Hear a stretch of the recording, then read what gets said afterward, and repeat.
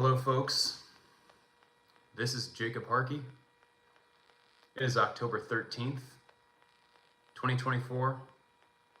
It's Sunday night, and I wanted to pop on to chat for just a little bit about some of the ongoing horrors that are unfolding in the world right now.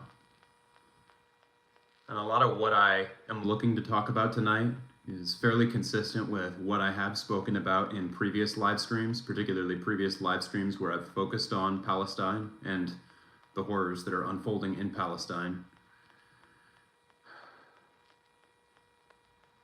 But as people of conscience, I think it is important that we continue to raise our voices, and when injustices continue to be committed, in spite of our ongoing efforts, it's important that we do not stop our efforts, that we continue raising our voices, that we continue speaking out against the injustices that are unfolding. In the past 24 hours in particular have been quite brutal. What we have seen unfolding in Gaza, in particular in northern Gaza, over the last couple of days, it's absolutely horrific. So I'll take a few minutes to do what I typically do at the start of streams where I am discussing Palestine, and I'll take a few minutes to lay out my views so that folks understand where I stand. I am anti-Zionist, and if you can't see, I've got my Unity in Confronting Zionism shirt on, which also displays the Palestinian flag.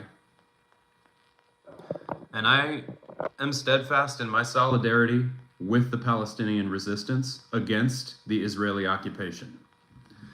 Now, I called myself anti-Zionist. Zionism is the belief that all of the land between the Jordan River and the Mediterranean Sea, which is now commonly recognized as Israel, Zionism is the belief that all of that land belongs exclusively to Jewish people and should be inhabited exclusively by Jewish people. The goals of Zionism cannot be achieved without the forced relocation of the Palestinian people, the mass imprisonment of the Palestinian people, or the mass execution of the Palestinian people. In other words, Zionism, the goals of Zionism cannot be achieved without committing genocide against the Palestinian people. Before 1948, Zionism was the belief that a Jewish state should be inhabited or should be established in Palestine. Palestine, prior to that point, had been inhabited predominantly by Arab Palestinians. In 1948, in the midst of an ongoing ethnic cleansing campaign, which has come to be known as the Nakba, which means catastrophe in Arabic, the State of Israel was established in 1948. A year that 750,000 Palestinians were forcibly evacuated from their homes, many of them being confined to the Gaza Strip. Since 1948, Zionism has yearned for the continued existence of the State of Israel, as they have continued to ramp up their aggression against the Palestinians. And over the last year, since October 7th, 2023, the Israeli aggression has reached new bounds, with a full siege being declared, food and humanitarian aid being blocked from entering, Palestinians being restricted from leaving, Palestinians being told to evacuate their homes to go to designated humanitarian safe zones, only to see those humanitarian safe zones turn into areas of massacres. We've seen massacre after massacre over this last year. And particularly in the last couple of days, we've continued to see displacement camps next to hospitals. Well, for one, we've seen so many hospitals being destroyed, often based in lies that Hamas had a stronghold over those hospitals and that there was a legitimate military objective behind attacking them, I think it's become very clear that Israel is pursuing its genocidal goals. And I've said all of these things, I've said many of these things before in previous live streams. A part of me does wonder before I go live to discuss what's unfolding, how much of a difference I'm making. But living through what we're living through right now, I cannot just stay silent as these things happen. As people of conscience, and particularly as people who pay taxes to the United States of America, where a big portion of our national budget goes toward funding the state of Israel as they carry out this genocide, I truly think it's important for us to continue to speak out. And particularly now, right now it's October 13th. Election day in the US is November 5th. So it's nearing. And the closer we get to election day, the more horrors we continue to see unfold. And meanwhile, both of the candidates from both major parties in the US have committed to unwavering support for Israel. Kamala Harris, the candidate for the Democratic Party, who is also the current Vice President of the United States, has made it very clear that her commitment to Israel's right to exist and Israel's continued ability to defend itself, she's made it very clear that commitment is unwavering. And when pressed about it, she has said that her policy regarding weapons to Israel will be no different than President Biden's. And I've received criticism in the past when I've called out Kamala Harris and when I've called out the Biden administration. I've tended to see many people in my chat, in my comments, say that I am losing my humanity for fellow people in the US who don't want Donald Trump to become president. Believe me, I am no fan of Donald Trump. But genocide is a red line that I am not willing to cross. And at this point, in my mind, a vote for Kamala Harris is a vote for these horrific genocidal policies to continue.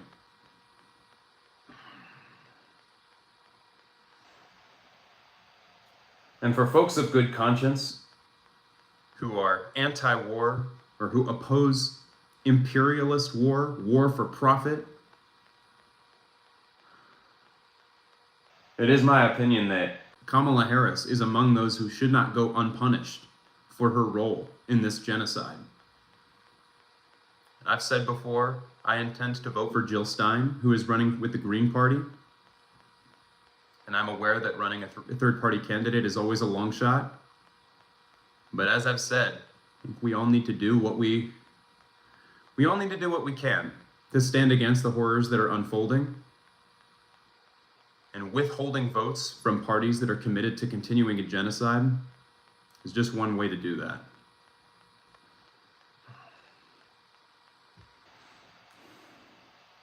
I fear of sounding like a broken record, as I know a lot of what I'm discussing right now has been discussed before. I'll hop into the chat, say hello to some folks that are here.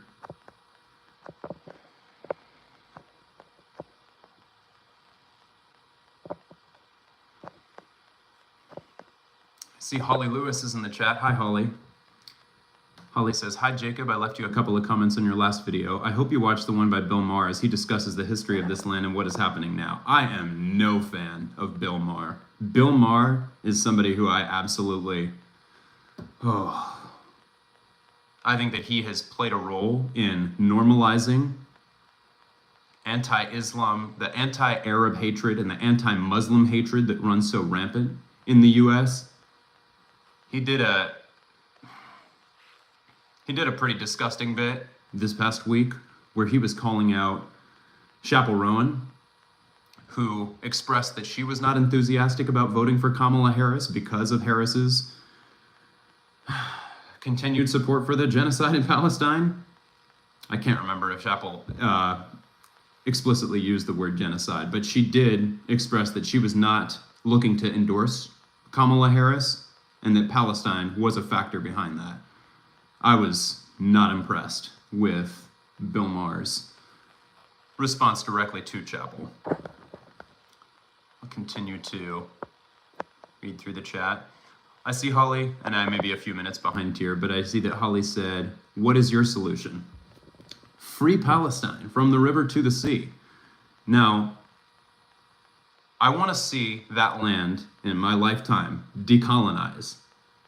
I want to see the Palestinian refugees who have been forced from their lands or whose ancestors have been forced from their lands be granted their right to return, as the UN has previously guaranteed them. I want to see an end to Zionism in that land. I mean, Zionism is an inherently racist and genocidal ideology. Israel is an apartheid state where people of one race have rights that people of another race do not. That is always bad. It was bad when we had segregation in America. It was bad when we had slavery in America. It was bad when there was apartheid in South Africa. And Zionism is horrible for the Palestinians in Israel and in the occupied Palestinian territories. And as Israel expands its genocide into the broader Arab region, now carrying out massacres in Lebanon while claiming to be targeting Hezbollah, bombing Yemen, bombing Syria, it's all horrific and disgusting. And it's because all of this is happening because Zionism is a genocidal ideology that is being fully backed by the most powerful militaries and governments in the world, notably, or namely, the United States. And decolonization is never a simple process. Decolonization, there are many roles for many different organizations to play in the process of decolonization.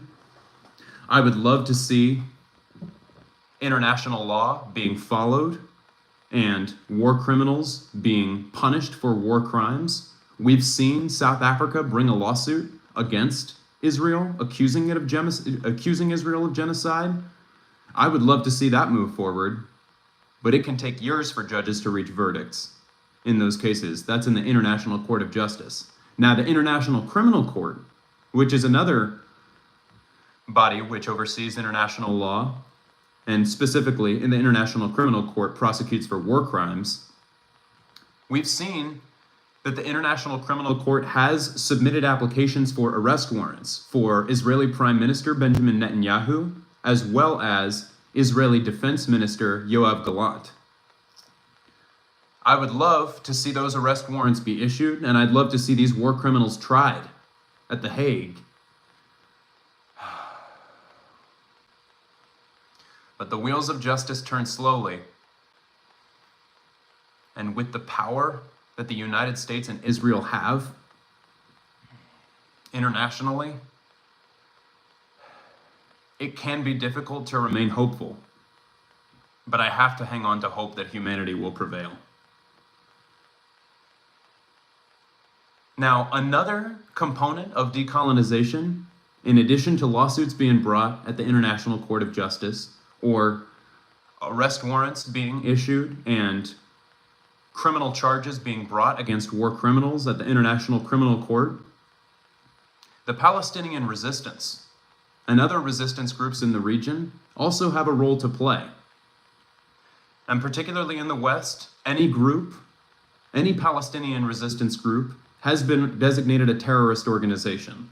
We've seen over the last year that just about everybody who has the opportunity to appear and speak on these issues in mainstream media, whether they're liberal or conservative, is going to condemn Hamas, ultimately consenting to Israel's war on Hamas, as they describe it. Really, Israel is engaging in collective punishment against the entire population of Gaza. They are not distinguishing between militants and women and children. And in fact, some reports have come out suggesting that Israel is targeting children. It's absolutely horrific. I see Holly Lewis says, question, are there other countries supporting Israel other than the US? Yes, but no country to the extent that the US is. The US gives Israel $3.8 billion every year. And this is something that I've seen Kamala Harris commit to continuing. She said that her unwavering support for Israel will not change. But particularly since October 7th of last year, we've given much more than 3.8 billion. I believe that the number now is closer to 44 billion. So yes, there are other countries, but really Israel is completely dependent on US aid. At this point, I think the US is just about equally guilty in this genocide. So I mentioned that I would love to see arrest warrants issued for Benjamin Netanyahu and Yoav Gallant.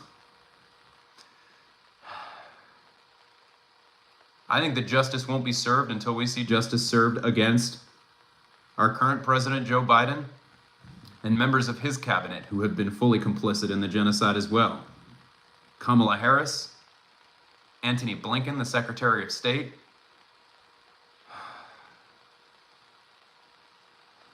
All of these people are guilty. I may have missed some messages in the chat. Hi, Mandy. Hi, Amber.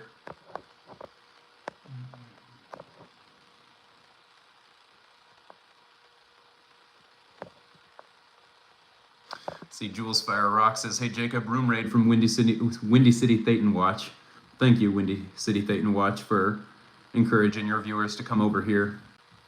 I'm just in the midst of some of my reflections about the ongoing genocide in Gaza.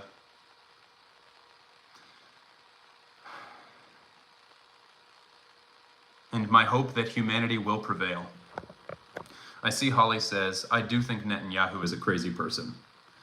Well, I don't disagree with you there, but I do think that it's important to understand that while Netanyahu is evil, he is not the source, or the problems which we are seeing will not go away if he goes away. If he's replaced by another Zionist politician, things will not improve.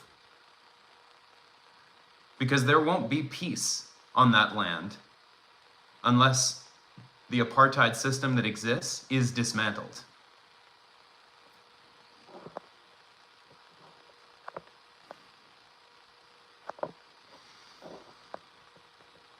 And as Mandy says, anyone that is okay with killing children is awful. Agreed. I don't know how anybody could be okay with it. But I've been disturbed by the number of people who I have seen militantly advocate for voting for Kamala Harris, when Kamala Harris has made it very clear that she will continue this.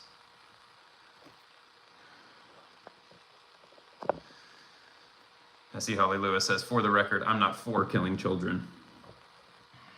Well, I'm glad to hear you say that.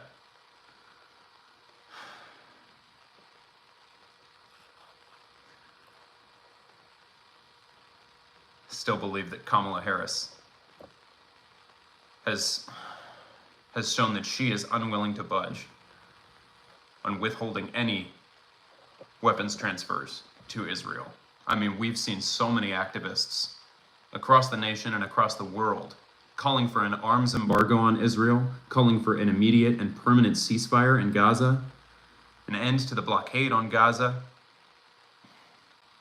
a return of all hostages and political prisoners, and the abolition of apartheid. None of these should be radical positions to hold. And yet we're living in a time where those who oppose Israel's genocide on Gaza are being deemed anti-Semitic. I will make it clear. I've explained what Zionism is and why I oppose Zionism, because I see Zionism as an inherently genocidal ideology.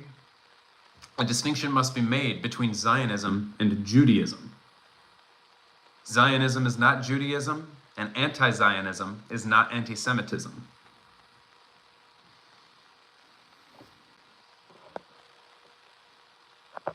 Holly Lewis says, I think it is more complicated than just whomever is president has to make these difficult decisions.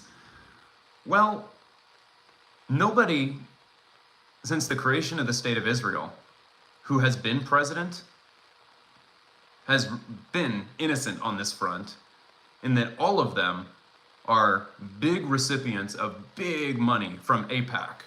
I mean, Joe Biden and Kamala Harris have both received millions of dollars in campaign contributions from AIPAC. For those who don't know, AIPAC, that's spelled AIPAC. It stands for America-Israel Public Affairs Committee, and it is a lobbyist group. It's the pro-Israel lobby, one of the biggest pro-Israel lobbies, which routinely gives huge campaign donations to Democratic politicians and Republican politicians on the premise that if they receive these donations, they're going to continue to approve weapons transfers to Israel. And that's why Kamala Harris has made it clear that her unwavering commitment to Israel's right to exist and defend itself, ability to defend itself, it will not change. And that's because she's profiting. She's personally profiting. She's made so much money from AIPAC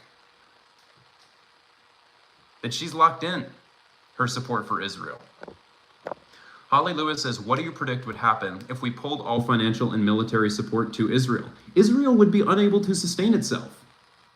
The Palestinian resistance would be able to move forward in their decolonization, and the genocide would come to an end.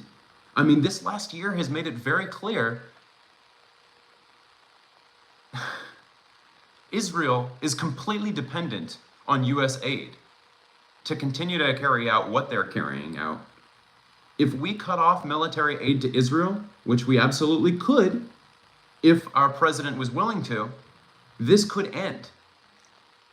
In fact, in 1982, when Israel was carrying out horrific bombing campaigns in Lebanon, Ronald Reagan, who was president at the time, called the prime minister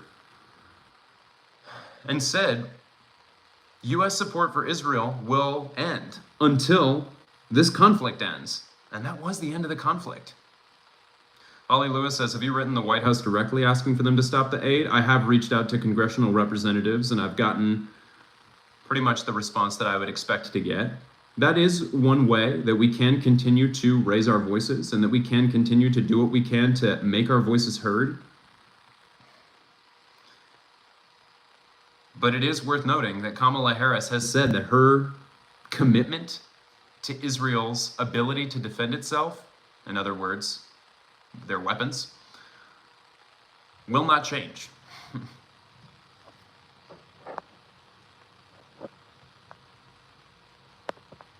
I'm doing what I can to finish my thoughts while also trying to keep up with the messages coming through in the chat. See, Mandy says, didn't Israel start the open-air prison? Yeah. And what Mandy is referring to there is the fact that Gaza is under a full land, air, and sea blockade. Palestinians in Gaza are unable to leave by land, air, or sea unless they have permits approved by the Israeli government, which each year fewer permits are approved than the last, and particularly in the last year, as Israel has increased the genocidal conditions of the siege on Gaza, the fact that they're trapped there is beyond inhumane.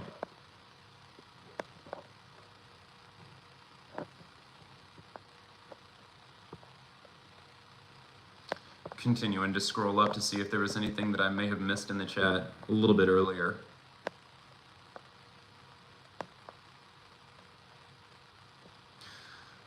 I see Holly Lewis said a little bit earlier, will their religions allow them to live together in peace? That's the question. So by their religions, I'm assuming that you're referring to Judaism and Islam.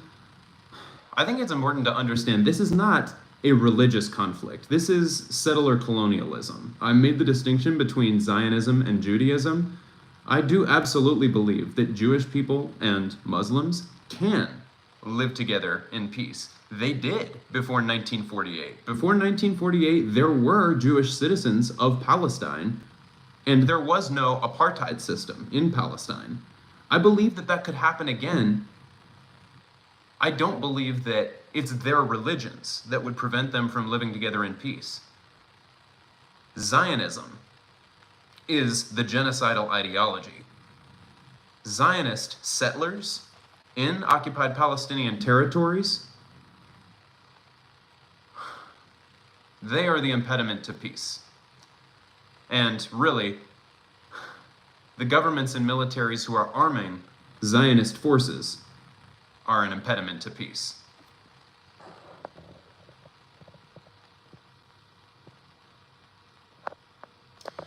I see Holly Lewis says, we can't save the world until we save ourselves. That's why you always put on your O2 mask first, O2 meaning oxygen.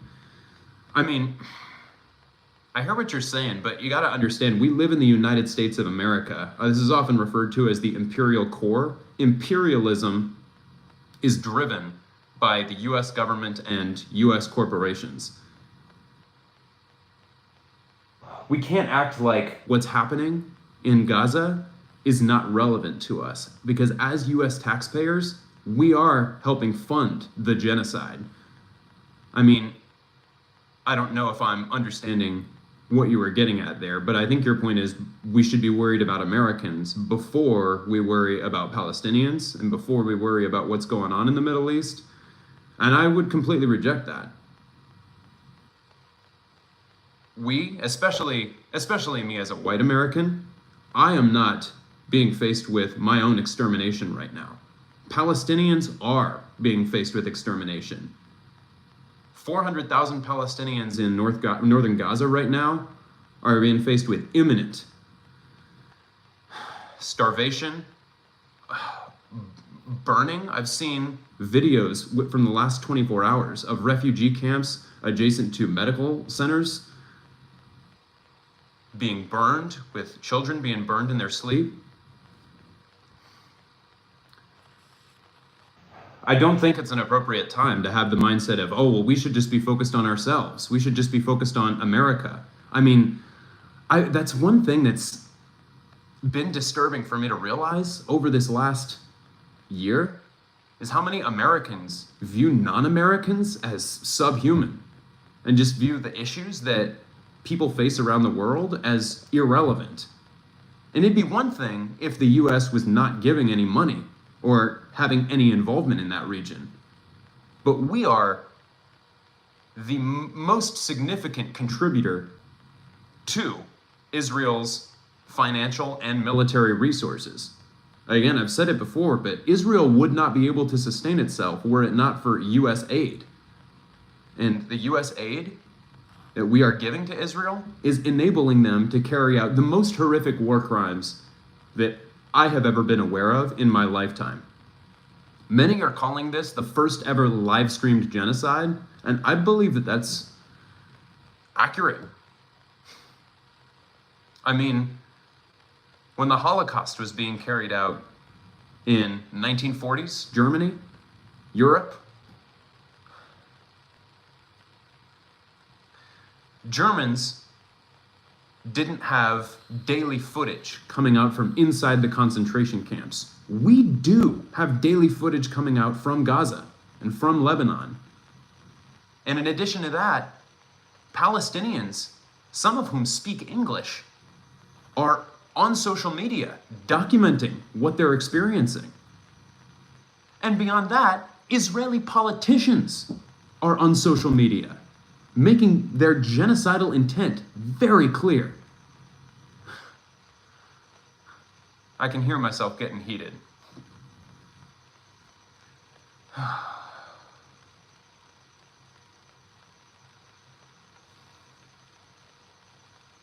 Again, I know that it's easy to feel hopeless and to feel like, what can we do? We can raise our voices. And I think it's important that as people of conscience, we continue to raise our voices and we continue to make it clear that we will not stand for this. And I see Mix Mandy McGee says, even Obama was a war criminal. Oh, yes, he was. I'm 25 years old. I was born in 1999. So Obama was president for a good chunk of my childhood. And I remember being under the impression that he seemed like a reasonable guy. But upon becoming an adult and gaining a better understanding of what's gone on in the world and what went on at the hands of the US around the world between 2009 and 2017, during the years that Obama was president,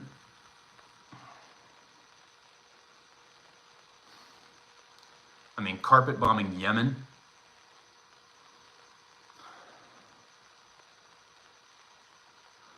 bombing Libya, expanding wars in the Middle East that had been started under previous administrations.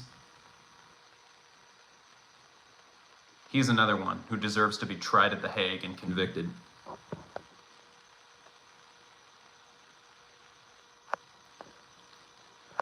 I see Holly Lewis says, please read Project 2025. I see a lot of liberals bring up Project 2025. Look, it's a long document.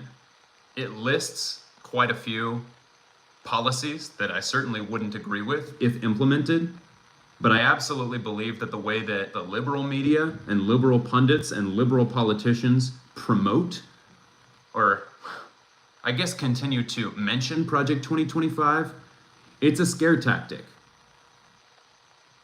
They make people think that if we don't vote for Democrats, we are doomed. When in reality, if the Democrats win, the genocide will continue.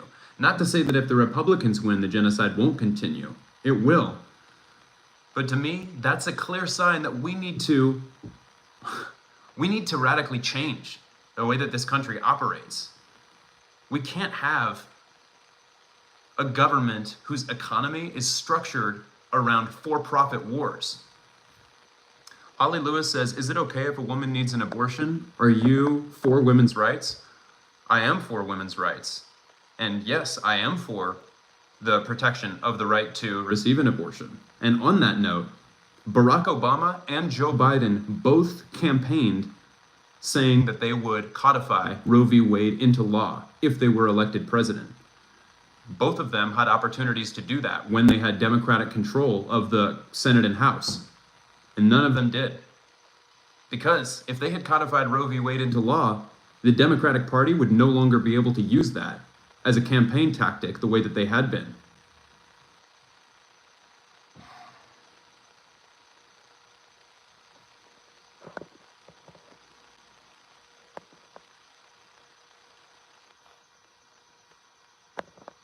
I'm continuing to scroll through the chat, see if there were any messages that I missed. And I'm a teacher too. So as far as the comments that I'm seeing in the chat about wanting to get rid of the Department of Education, yeah, I would completely oppose that kind of policy. But for one, this playbook, Project 2025, did not come from the Trump campaign. It came from the Heritage Foundation. And again, I truly do believe that many of the policies that appear in Project 2025 will not be stopped by the Democratic Party.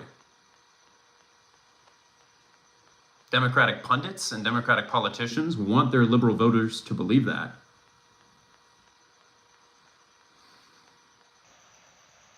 But genocide is a red line, and I am not willing. So vote for Kamala Harris. I see Jackery says, we have our own genocide going on in the US. Broaden your scope. If you are not part of the club, you are not looked at as being valued. I don't know if I am sure what it is that you're referring to, but it is true that genocide has taken place in the United States. I mean, granted, the United States is just as much of a manifestation of settler colonialism as the state of Israel is. When settlers arrived hundreds of years ago,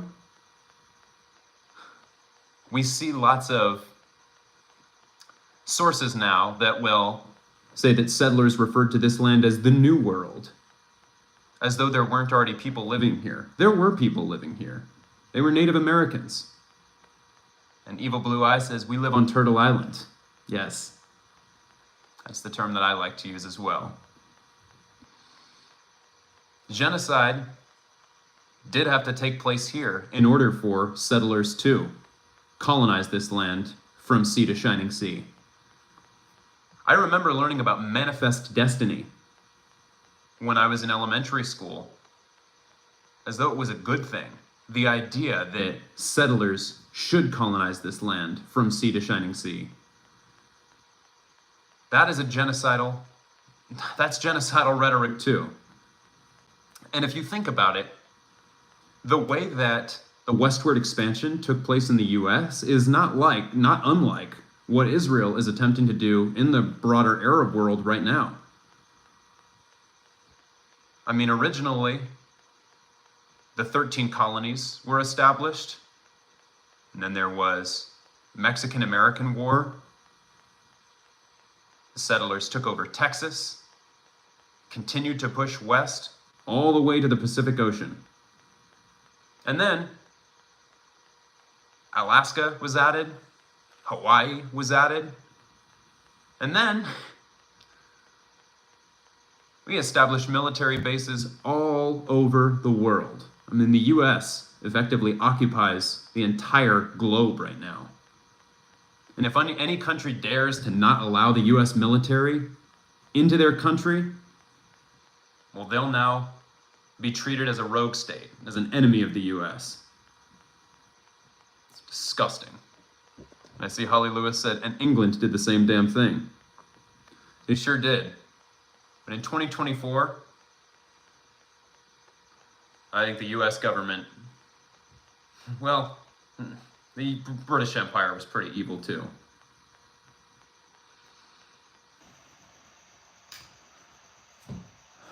But I certainly condemn the US for its ongoing war crimes. I'm going to use the restroom really quick. I'm going to put my microphone on mute. I'll be back in a moment.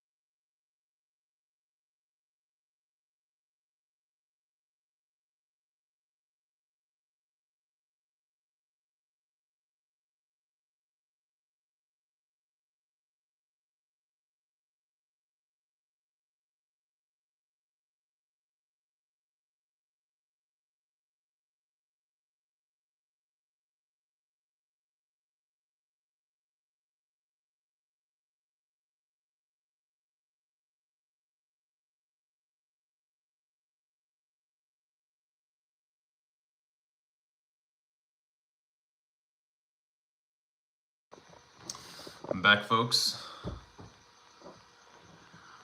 I'll see if I missed any messages in the chat. See, Holly Lewis says, well, kids, I'd love to stay and discuss this further, but I have to go. Vote. Bye, Holly. Thanks for stopping in.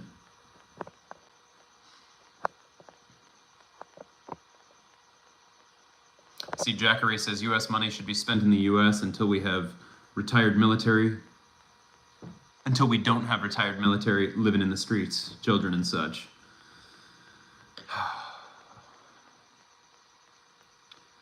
I do also believe that reparations should be paid to nations that we have wronged. Libya, Iraq, Afghanistan, Palestine, the list goes on. But certainly our military support for our allies who are carrying out war crimes, that must stop.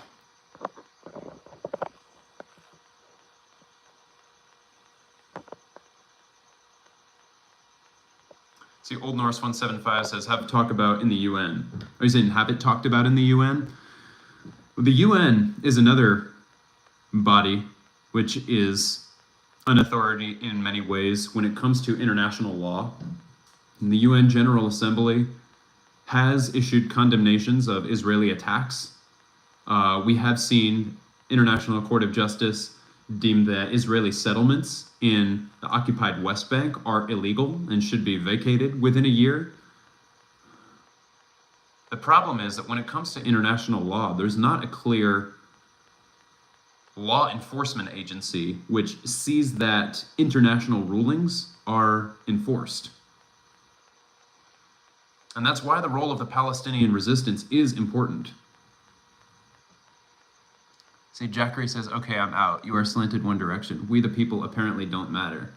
Folks, you're free to leave the chat. You're free to leave the stream.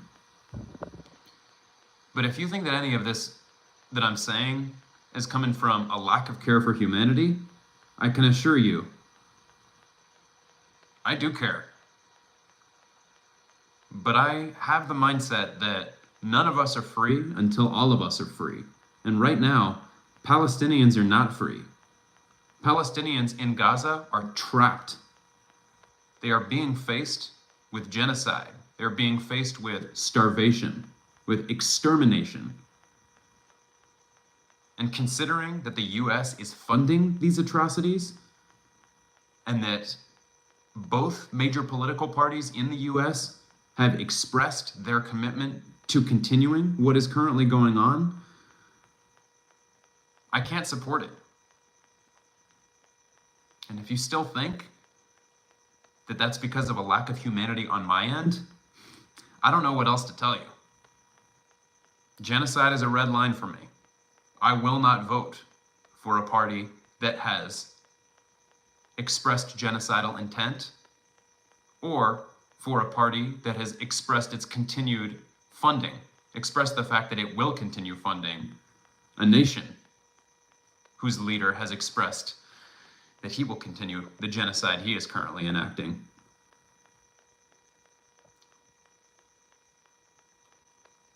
I see Jeff Reborn now says, Jacob, computers and automation will solve all of our problems. UBI will be instituted and people will be free to self-actualize themselves. These regional wars will go by the wayside. We'll see if it's that simple. I mean, I would love to see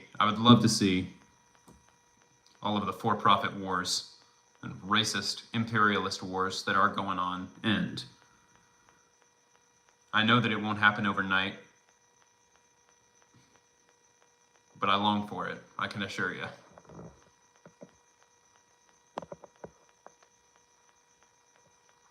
Old Norse 175 says, what do you vote? I am registered with the Green Party. I am intending to vote for Jill Stein, who is running with the Green Party with her running mate, Rudolph Ware, who also goes by Butch Ware, who is her running mate. I think that the Green Party right now is the political party which has the most ballot access among the candidates who are running on a pro-worker, pro-peace, pro-planet, and anti-genocide platform. I will note that Jill Stein is not the only candidate who advocates for an arms embargo on Israel. We also have Claudia de la Cruz, who is running with the Party for Socialism and Liberation. And we also have Cornel West, who is running as an independent. However, because the Green Party has much more ballot access nationwide than the Party for Socialism and Liberation and Cornel West's campaign. That's a big part of the reason that I am personally favorable toward Jill Stein's campaign. And wherever you are, if you're watching in the US, I encourage you to look at Jill Stein's campaign if you have not already. JillStein2024.com is where you can read more about her platform. I encourage you to determine if Jill Stein will be on the ballot with the Green Party in your state, or if there is a write-in campaign in your state. Voting is just one way to make our voices heard, but I plead with folks of good conscience not to vote for parties who have pledged additional support for Israel.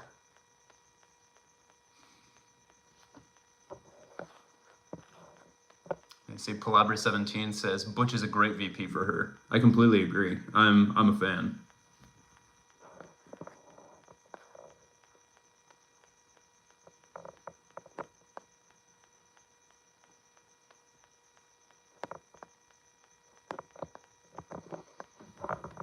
Continuing to scroll up a bit in the chat to see if there were any messages that I may have missed earlier. It's after 8:30 now, so we'll see how much longer I do decide to stay on.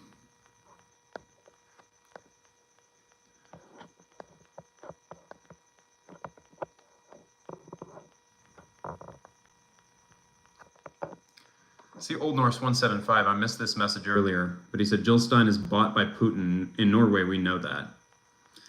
I'm going to push back against that. This is a line that liberals love to pull out to discredit Jill Stein, say that she's a Russian asset. There's a picture of her sitting at a table with Putin at a conference years ago. Jill Stein has addressed this many times. Vladimir Putin, who does not speak English, was not engaging with other people at the table, according to Jill Stein, aside from his fellow Russians who were seated next to him. And he was only at the table for a few minutes. And when Jill Stein spoke at this conference, she did call out Russia for its injustices. So I do reject the notion that Jill Stein is bought by Putin. I definitely would categorize that as propaganda, although I do see it pulled out quite a bit by liberals who aim to discredit Jill Stein.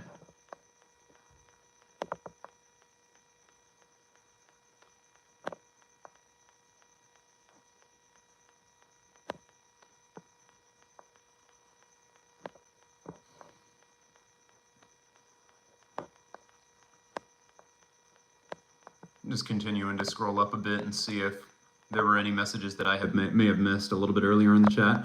Jeff Reborn now. Hey Jeff, I see Jeff said a little bit earlier in the chat, I think Jacob has read a lot of Noam Chomsky. You would be correct there. And for those who are unfamiliar, there is a great book by Noam Chomsky called Manufacturing Consent.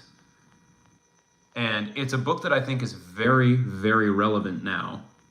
The idea of manufacturing consent is that, particularly in the context of the US media manufactures consent in the minds of Americans for American foreign policy.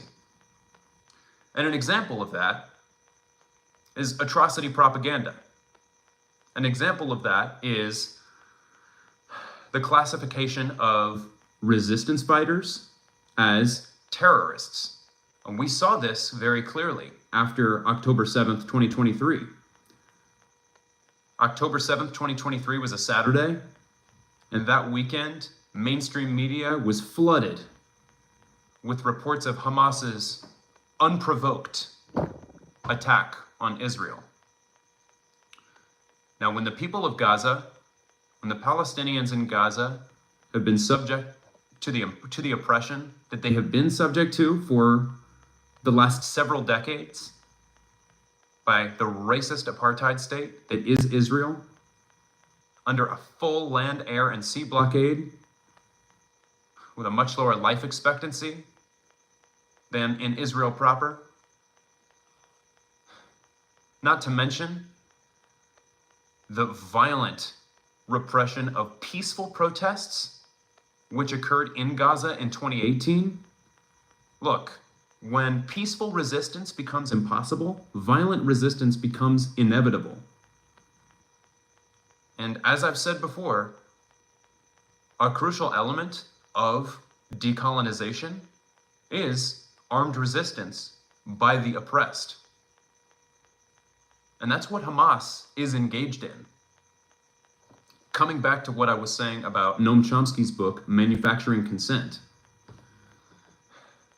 US media, by repeating the line that Hamas is a terrorist organization and that Hamas's attacks on Israel are unprovoked, they promote the idea in the minds of Americans that Israel is justified in attacking Hamas, even if what that really ends up meaning is that Israel is engaging in collective punishment against the people of Gaza without distinguishing between militants and women and children. And I'm a fairly young adult, but this has happened before. I know that this happened in the early 2000s as the US invaded Iraq by spreading a line through the mouths of politicians and through the mouths of political pundits about the idea of weapons of mass destruction. The idea was promoted in the minds of many Americans that an invasion of Iraq by the US is justified.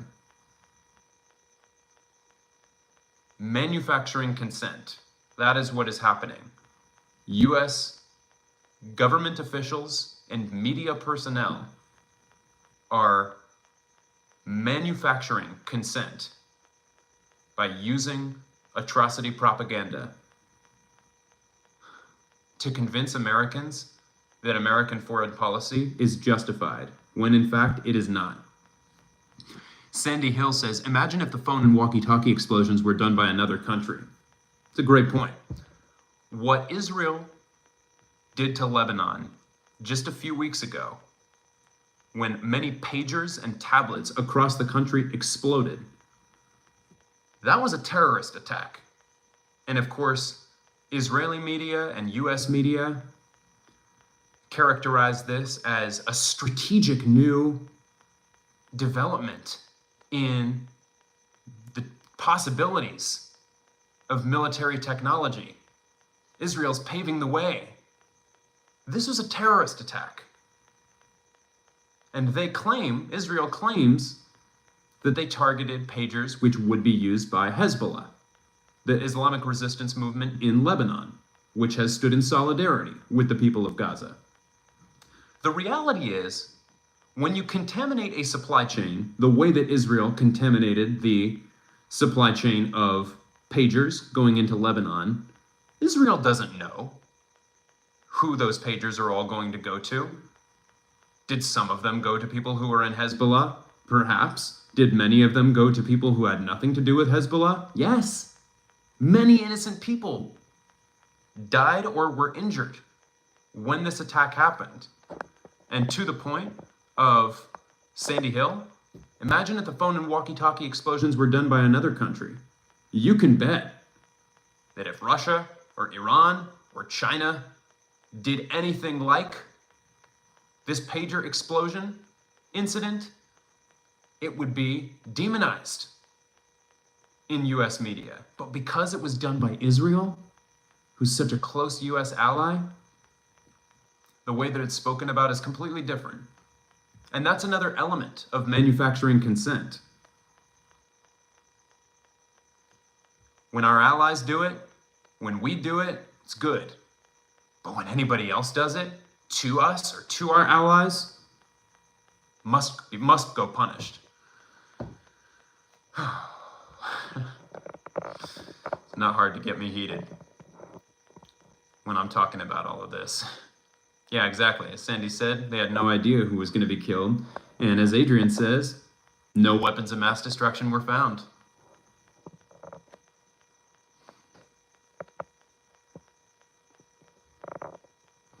And James Smith says, how many millions died fighting for the right to vote? Please go out and vote. Hey, I'm not telling people not to vote. I am telling people that if you are someone of good conscience, I encourage you not to vote for the Democrats or the Republicans, as both of them have committed themselves to genocide. My advice, vote third party or not at all. And really, I encourage folks to take action beyond that. I encourage folks to get involved with local PYM chapters, that's Palestinian Youth Movement. I encourage folks to support local SJP chapters, which is Students for Justice in Palestine, if there are any university movements for Palestine happening at universities near you. I encourage folks to donate to the PCRF, the Palestine Children's Relief Fund, as well as other similar charities that are doing the humanitarian work to provide humanitarian aid to the people of Gaza. I encourage folks to look at Palestine Action Toolkits, to donate eSIMs to Gaza so that Palestinians in Gaza can continue accessing the internet. Like I've said before, we all have got to do what we can. In the face of these horrible atrocities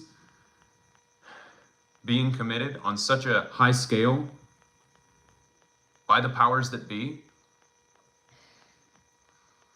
it's going to take a collective effort. So when it comes to voting, that's just one step. That's just one thing that we can do. But I encourage folks not to vote for the Democratic Party or the Republican Party, as both of them, as I've said, are committed to genocide.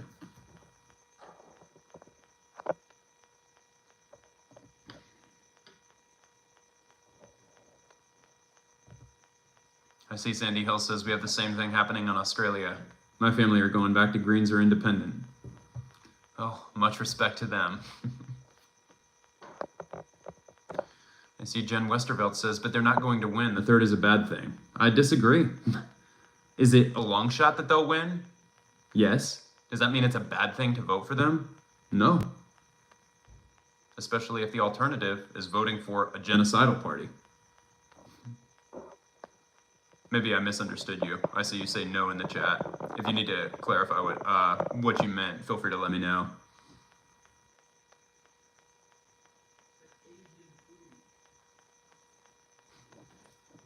Here, my neighbors arriving.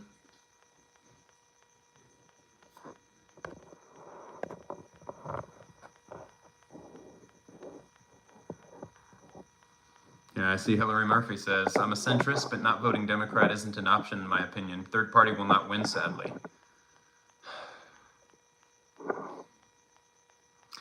It's this kind of mindset of not voting Democrat isn't an option that I just cannot align my values with. I mean, the idea that our only option is to vote for a candidate who has pledged additional support to a rogue genocidal state, I can't do it. And I see Hillary says, and what is the alternative? Trump? I'm not sure if you've been watching from the beginning. Some of this I have discussed by this point.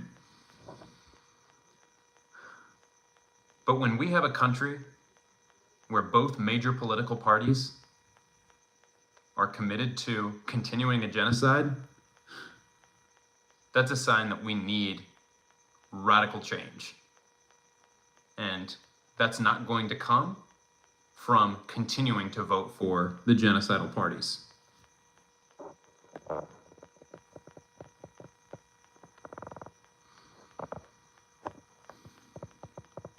All right. I've been on for about an hour, and I think I've made my points.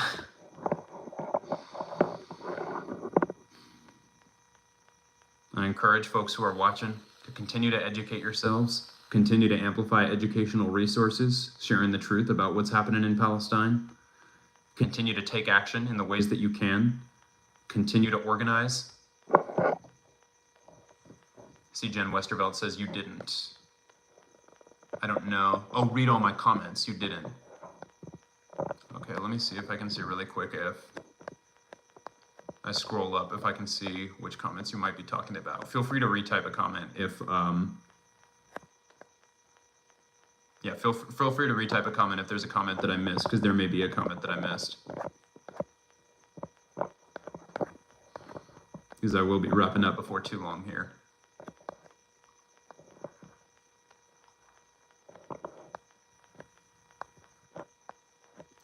Yeah, I've scrolled up fairly far. If there's a message of yours that I missed that you were hoping that I would get to before I wrapped up, and say, go ahead and put it back in the chat.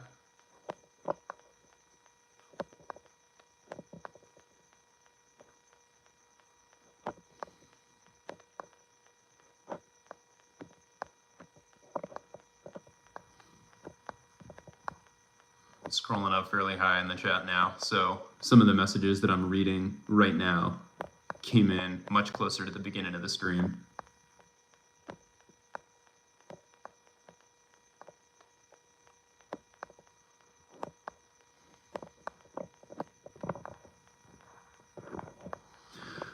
Free, free Palestine, free, free Palestine, free, free, free Palestine, free, free, free Palestine. From the river to the sea, Palestine will be free. From the sea to the river, Palestine will live forever. Netanyahu, you can't hide. We charge you with genocide. Biden, Harris, shame on you. You have blood on your hands too. Free, free Palestine, free. Free Palestine, free, free, free Palestine, free, free, free Palestine. Figured I'd throw some noise out there to occupy the silence while I'm reading through the comments here.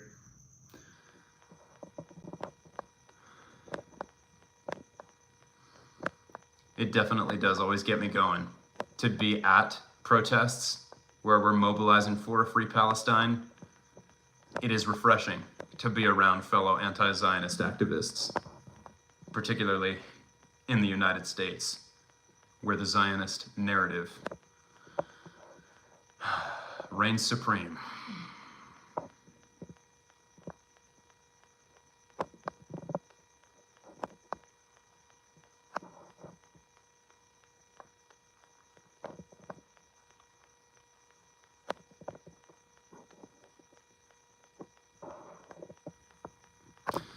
Oh, wow. I scrolled up pretty close to the top of the chat, and I'm seeing a message that I missed when it first came in. I don't think Holly Lewis is still in here. She said, if I remember correctly, hundreds of years ago, Israel was granted that land. Wrong. But you would have to listen to Maher, as he is a historian. No. Bill Maher is a comedian, a TV show host, and ultimately a liberal shill who acts in many ways as a mouthpiece for the U.S. empire. And what I was talking about regarding manufacturing consent, I think that's a process that he has played an undeniable role in. Saying no one on this planet is for any sort of genocide. Oh, Zionists are very much for genocide.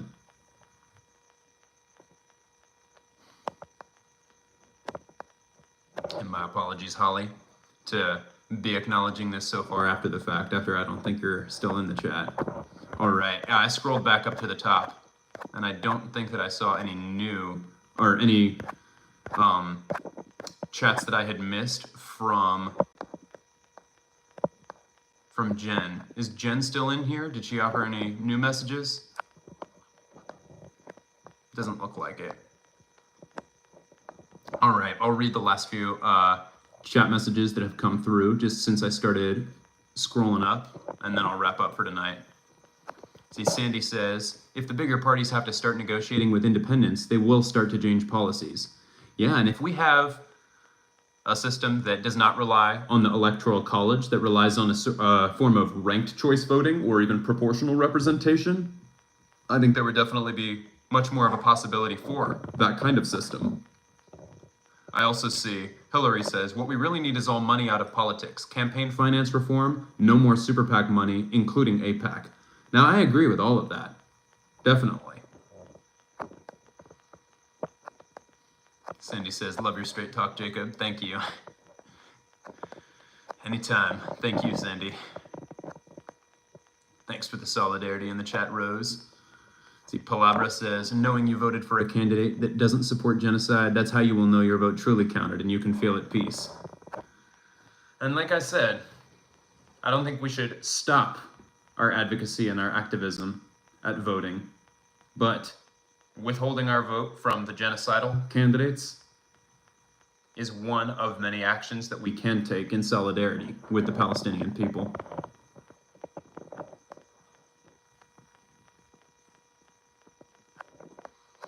James Smith says, when will children and women's lives be worth more than a political bargaining chip? I want a leader who will protect children before anything else. Hey, I don't disagree with that. I want a leader who will ensure that we stop sending money and weapons to kill children in Gaza. The Journey 2020 says, hi, Jacob. Hi, The Journey 2020. Thank you for tuning in, and thank you to everybody for tuning in. I am going to go ahead and wrap up the stream, so I'll repeat again. Continue to educate yourself. Continue to stay up to date with what's going on. Continue to be critical of Western media. Continue to engage with media that is not platformed as much in the mainstream media in the West. I recommend Al Jazeera. I recommend Democracy Now! I recommend keeping up with Palestinians who are reporting on the ground, like Bisan Oeda, Wizard Bisan on Instagram. I encourage folks to continue to amplify educational resources and continue to donate to relief funds as best you can.